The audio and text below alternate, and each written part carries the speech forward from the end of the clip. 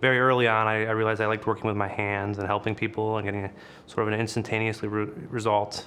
So that's what drove me into cardiac surgery. The field of endovascular technologies is just continuing to grow, and it's already adding many new ways to treat patients and do it less and less invasively. And so I think that's one thing that really drew me to that sort of subspecialty within the bigger picture of cardiac surgery, that we can still do the big open surgeries that people often need, but that we can often continue taking care of them through less invasive means and really just new tools to help people. When someone presents with an acute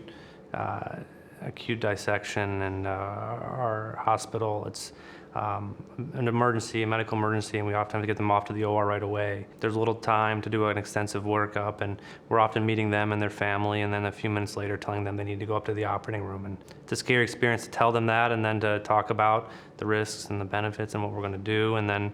also to gain their trust in those brief moments that you're going to get them through the emergency. Thinking about those moments and then getting to see them afterwards and seeing them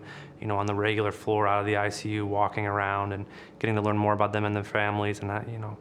it's those are memorable experiences, and I think that's one of the real privileges of doing this job.